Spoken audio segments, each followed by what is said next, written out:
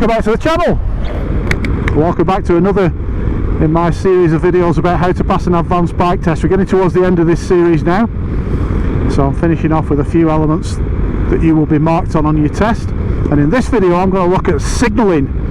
Now, signalling is a really important part of the information phase, the system.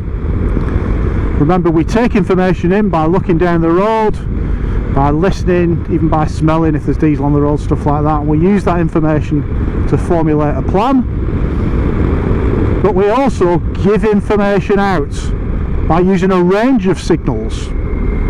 We talk about signal when we think about indicators, but you have a number of other signals available to you on the bike. We can use headlight flash, we can use the horn, and we don't use the horn enough in this country. When we do, it's usually inappropriately used. We can give hand signals.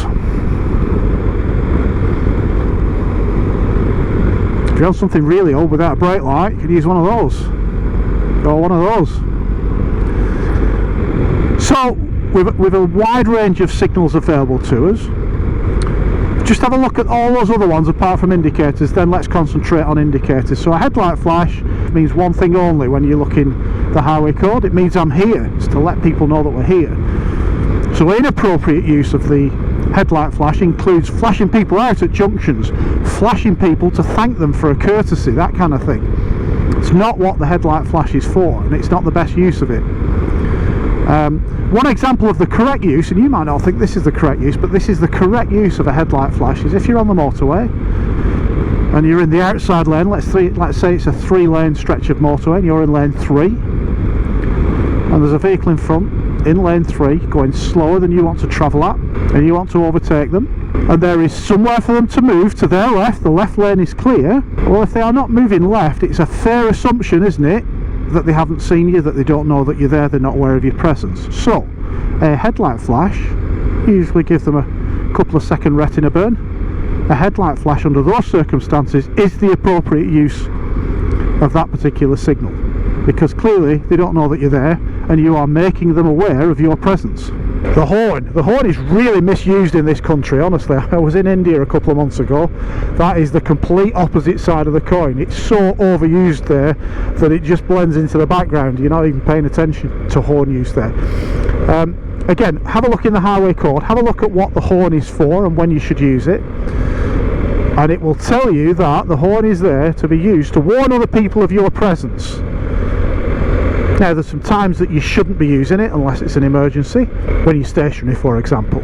But remember that it's to warn somebody that you are there. So the circumstances that I use the horn in, and on the bike especially regularly, is a vehicle coming up to a junction on the left, and then you'll see quite a lot of drivers just overshoot that giveaway. They roll the front part of the car, the nose of the car, out into the main carriageway, and they look like they're going to pull out. Sometimes they are going to pull out. So our normal procedure there is move away from the junction position, but give a horn warning. Generally on bikes they tend to be quite a friendly horn. They're not like a truck horn where you frighten people to death. But all you're looking for is for that vehicle to stop rolling forwards and react to your presence. And if they haven't seen you, you need to get their attention. That's when you should be using the horn. Don't use it after somebody's pulled out in front of you because you cheesed off with them. That's not the correct use of the horn. It's not there to just tell somebody what you flipping think of them. I sort of understand why people do that when they're frustrated, but it's not achieving anything. What we're trying to do is stop that situation from happening in the first place. That's what the horn's for. It's to get that person's attention, get them looking at you, and to stop them from creating a situation that neither of us want to be in. Hand signals, you might ride an old bike like my old AJS. No indicators on that. So it's always worth learning the hand signals. Go and have a look again at the highway code. I've got the original 1930 edition of the highway code. It's like a little pamphlet, and it's got whip signals for horse-drawn vehicles. A little picture and then you can see it. Whip signals. But hand signals are still in the current highway code. Learn them. You know, some of you cyclists might want to go and have a look at those hand signals. Might be a revelation to one or two of you. But now let's come on to indicators, because I'm going to tell you an instruction now that I bet you've heard on an advanced riding or driving course. You will have heard this from an observer or an instructor, even at police driving schools. And that instruction is this: do not put a signal on unless there's somebody there who will benefit from that signal. Well, to that I say rubbish. You need to think about signalling in a different way. Now, I'm not completely rubbish in the idea, let's be clear, and I'm not trying to destroy the reputation of observers and instructors and tutors up and down the country. What I'm asking you to do is just rethink the way that you give that instruction if you are somebody who teaches this stuff. The idea is we want people to think about whether they should put a signal on. Most people, from the point at which they acquire the licence onwards, from being a learner, you know, as a learner you're taught mirror, signal, manoeuvre, aren't you? That is the routine that you learn when you're learning to drive, and that's what everybody out there expects. You turn in, you put a signal on, so it becomes automatic, it becomes muscle memory, it becomes something that you do without giving it a thought. Now, this is advanced riding and advanced driving as well, so we don't just want you doing things automatically without thinking about it. We want you to give it some thought. The problem with that instruction about don't put a signal on unless there's somebody there who will benefit is that you might have missed them. You might have missed the person who will benefit from your signal. They might be out of view. You know, I quite often see people looking, and on car test I'll hear this regularly: I can't see anybody about, so I'm not putting a signal on. But there's somebody waiting to cross the road, or there's a cyclist, and they're not thinking about them as road users in the same way as everybody else. They're looking for somebody in a vehicle to signal to, when actually all of those people are road users. So first things first, if there's another road user, they might need a signal. Even if they're walking away from you with the back to you, you know, they might be about to just look over the shoulder to cross the road, and they might need a signal. There might be somebody out of view. You might be approaching a roundabout, turning left. You might have a lovely clear view to your right, and there's nothing coming. There might be nothing coming straight on, but the junction that you're turning left into might be obstructed. You can't see if there's anybody coming or not. So you might think, well, I can't see anybody, I'm not going to put a signal on because there's nobody there who will benefit. Well, how do you know? How do you know there isn't another vehicle or road user approaching that roundabout from the left who needs to know what your intentions are? Because that's what we're doing. We're sharing our intentions. The signal is telling people what we intend to do. Go and have a look in roadcraft. If you use this instruction, if you've heard this instruction, if you're questioning it, go and have a look in roadcraft. Go and see what it says about signalling. And you will not see roadcraft saying don't put a signal on unless there's someone there who will benefit. I can't remember the exact wording, but it says something along the lines of, if you are in any doubt, put on a signal.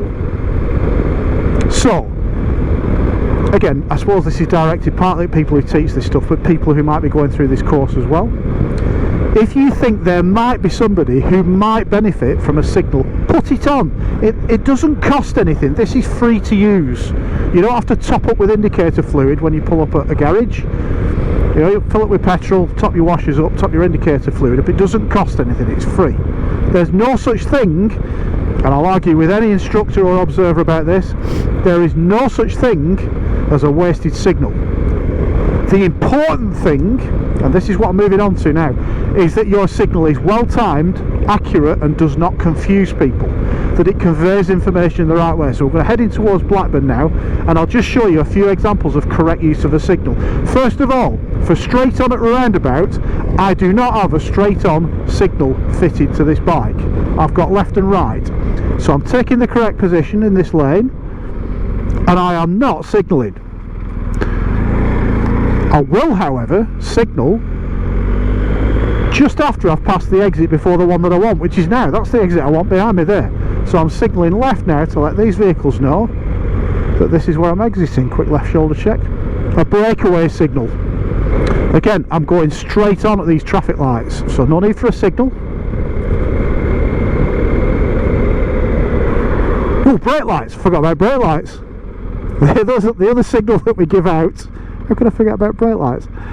Well, brake lights. So don't forget that whether you apply the brakes, front or rear, you'll be showing brake lights to the vehicle behind. And when you ride something like a GS that really rolls off the gas, you know, look at that, I'll roll off the gas now and it's almost like I'm pressing the brakes. I haven't touched the brakes there. Remember, you're not showing brake lights to vehicles behind, so sometimes it's useful just to gently rest your right foot on that brake pedal and illuminate the brake lights, even if you're not actually braking, just to let people know. If you've got them close up behind, let them know that you are going to slow down. Left signal, left shoulder check, and away we go. So the idea is that we're not going to confuse anybody. So what that means is, for example, if there are two junctions off to the left down here and I'm turning left at the second one, I'm not going to put my signal on until I've passed the first junction on the left, because I don't want anybody approaching that junction thinking that I'm turning into that first junction on the left. I've seen loads of bumps back when I was in the police. I've seen loads of bumps that have happened like this, people just misunderstanding signals, putting the signal on too early, people thinking that, oh, he's turning here, or they're not, they're actually turning at another junction. So think carefully about when you apply the signal. Another thing that's really easy to do on the bike, and you've all done this, I'll tell you this, I still do this now sometimes, is you've left a signal on. And that can be really confusing, and that can really sort of throw people and create dangerous situations. These BMWs self-cancel after a certain amount of time that they've been on, which is pretty good. But it's important for you to check that you've not left a signal, and I've done it in some of my videos, where some people gleefully like to point out in the comments, oh, you left your signal on. I did it on the C90 video, I think I left it on for about half an hour. It's easily done, and it really can create some problems. Somebody's coming out one of these junctions on the left, or these driveways, and they think you're turning left because you've left a signal on, they'll pull out. I remember being asked on my advanced car course in the police, what does an indicator mean? And I don't know if it was me or one of the other students said, well, it means you're going to turn. Nope, said the instructor, dicko. So, well, it means you intend to turn, you're thinking about turning up ahead. Nope, said dicko. And he kept us going probably most of the day with this one. Every now and again he'd ask us again, go on, what does an indicator mean? What does a signal mean? Well, it means you're thinking about turning, it means you're sharing your intentions, this, that and the other. At the end of the day, we said, well, come on then, dicko, what does a signal mean? What does an indicator mean? And he said, remember this, an indicator means one thing only, and it means that the bulb works. And that's because so many people leave an indicator on inappropriately when they shouldn't do, and it's so easily done on the bike, much more easy than in the car. In the car you've got it flashing and ticking away, you've got an audible indicator that you've left your signal on. On the bike, yeah, I've got a flashing green light on the dashboard, but it's easy to miss if your head's up and you're looking around everywhere. Little note about breakaway signals, we were talking about that, this is all looking interesting. We were talking about breakaway signals at roundabouts. There's no need to give them at mini roundabouts. So there, right signal, just click it off as you exit the roundabout. No requirement for you to give a breakaway signal. It can get a bit confusing. People get confused enough with mini roundabouts, don't they, as you could just see them. So going back to that original point about that instruction, don't put a signal on unless somebody will benefit. Think about it differently. Ask yourself, might there be somebody there who might benefit from a signal? And if that's the case, put one on. If your examiner wants to ask you about it at the end of the test, you can explain. If you've got a good reason for putting a signal on, put it on. So what are the different organisations looking for as far as signalling? Well, this is one area where I just think there's one standard across the board here. If you go out and signal every time you turn at a junction, but it's well timed and you're not confusing anybody and it's done appropriately, how can we possibly mark you down for that? I don't see how we can. So I'm not going to mark you down for that. However, if you go the other way and you start missing signals, you're not telling people what your intentions are as part of that information phase, and people are confused by your actions, well, you're likely to start losing some marks then. So signal in plenty of time, do it as part of the information system, should be part of your planned approach, but don't try and eliminate it too much from your riding. If you do that, you'll go too far the other way and you'll start losing marks then. You know, on police bikes you've got other signals available to you, haven't you? Mostly blue light and sirens, flashing headlights, things like that. You'll get instruction on the correct use of those during your course. Don't look to me for that, because I haven't got them. I can't give you a demo, I'm afraid, unless there's any police bike school that wants to get in touch and we can go out and do a bit of a run if you fancy it. But really, all the organisations, IAM, Road Smart, ROSPA, the police, any other emergency services that do bike courses, are looking for that well-timed signal that doesn't confuse people. And those of you that teach this stuff, just have a rethink about that instruction. You know, I was taught that, and I used to teach it when I was working at the police driving school, and when I was as part of my instructor's course, it was really pushed home that, you know, if there's nobody there, don't put a signal on. Just think about it differently. The roads are busier these days, there's a lot more people about that will benefit from a signal, and a signal is a flashing light on your motorbike. People are fairly simple creatures, aren't they? They react to a flashing light, so where we can do, we should do that and draw people's attention to what our intentions are. So thanks for watching, hope you've enjoyed it. Usual thing, don't forget to go and have a look at the website, reglocal.com. there is loads more information there about advanced and performance driving and riding, and information about the books that I've written, which are available on Amazon. Just search for Reg Local, and give us a follow on Twitter as well while it still exists, at Reg Local. And if you haven't already, don't forget to subscribe to the channel to get an update every time I upload a new video. So that's it for this video. Thanks for watching. We'll see you next time.